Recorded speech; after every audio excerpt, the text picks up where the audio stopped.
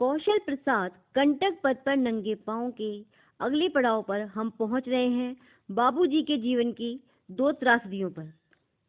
इनमें प्रथम त्रासदी, जिंदगी एक हादसा है और कैसा हादसा, मौत से भी खत्म जिसका सिलसिला नहीं होता।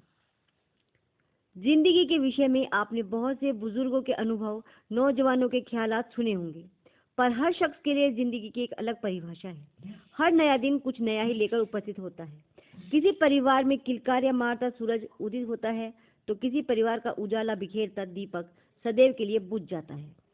सुखद घटनाएं जहां जीवन को एक नई दिशा प्रदान करती हैं, वहीं कुछ हादसे जीवन में ऐसे घटित हो जाते हैं जो व्यक्ति को अंदर तक हिला डालते हैं। जीवन के प्रति आस्था रूपी धरती डगमगा उठती है।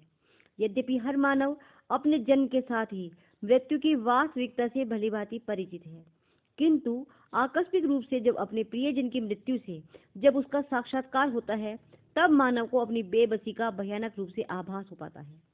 बाबू कौशल प्रसाद जी ने तो माता पिता, पत्नी, भाई बंधुओं सहित अनेक प्रिय साथियों के आकस्मिक निधन के दुख को अपने जीवन काल में सहन किया, परंतु मृत्यु के दो क्रूरतम प्रहारों ने उन्हें बहुत गहरी चोट पहुंचाई।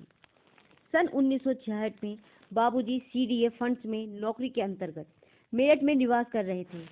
इस दौरान कांदा स्थित पुश्तैनी निवास में खानदानियों के साथ बाबूजी के परिवारजनों की पारिवारिक कलह धीरे धीरे गंभीर रूप धारण कर रही थी। विपक्षियों के कुछ रिश्तेदार बाबूजी के पिताजी व छोटे भाई दिनेश फुल्ला पर लाठी डंडों से प्रहार कर कई बार झगड़ा कर चुके थे।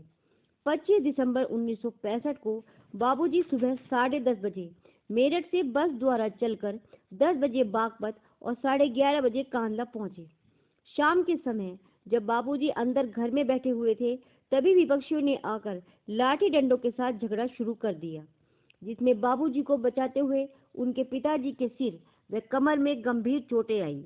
माताजी व भाई दिनेश के भी बीच बचाव में चोटें आई। पिताजी का काफी खून गया। बाबूजी ने गंभीर स्थिति देखते हुए विपक्षियों के विरुद्ध एफआईआर दर्ज कराई। बाबूजी अपनी डायरी में लिखते हैं, आज का दिन मेरे लिए बड़ा दुर्भाग्य का रहा। मेरा दिमाग ही काम नहीं कर रहा था। पिताजी के दाईं ओर माथे में गहरी चोट व घाव देखकर मेरी आंखें आंसुओं से छलछला आई। पिताजी के इतने चोट लगी और मेरी रक्षा में काफी लगी।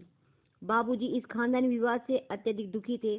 27 दिसंबर 1965 को लिखी गई डायरी में वे लिखते हैं, घरेलू विवाद में और इस घर के इतिहास में शायद यह पहला अवसर है जब एक दूसरे के विरुद्ध कानूनी कार्रवाई का कदम उठाया गया। कानूनी तौर से अभियुक्तों को इतनी सजा तो अवश्य दी जाएगी जिससे वह इस बात को जान सकें कि लड़ाई का नतीजा कितना दुखदायी होता है। मुकदमा जारी रहा।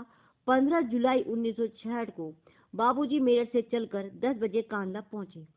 12:30 बजे अदालत पहुंचे। 1:30 बजे फैसला सुनाया गया, जिसमें विपक्षियों को दोषी करार दिया गया। पर इसके एक दिन बाद ही अर्थात 17 जुलाई 1966 को प्रतिशोध से भरे दुश्मन अशोक ने अपने मित्र विजय आदि के साथ कुचक्र रचकर बाबूजी के प्रिय अनुज दिनेश फुल्ला के पेट में चाकू घोंप दिया। बाबूजी घायल भाई की प्राथमिक चिकित्सा के बाद मुजफ्फरनगर इलाज के लिए दौड़े। डॉक्टर ने ऑपरेशन किया और संतुष्ट दिखाई दिए, पर रात होते होते भाई की बिगड़ती तबीयत देखकर बाबूजी का मन डूबने लगा था। देर रात में दिनेश फुल्ला का स्वर्गवास हो गया। बाबूजी अपनी डायरी में लिखते हैं, मेरा भाई मुझसे रूठकर स्वर्ग चला गया। रात सोया भी नहीं था। 3 बजे इस समाचार से दिल में धक्का लगा। बाहर बरामदे में चक्कर खाकर गिर पड़ा। अपने प्यारे भाई का शव बरामदे में लाया। मुंह देखा ऐसा लग रहा था कि अभी सो रहा है। आगे हम इसी तरह के बारे में और जिक्र करेंगे। आप हमारे चैनल को सब्सक्राइब कीजिए, फॉलो कीजिए और अपने कमेंट पोस्ट के नीचे अवश्य शेयर करें, ताकि हमें ये पता चल सके कि हमारा ये प्रयास कितना सराहनीय है, कितना सही है, कितना सच्चाई पे आधारित है।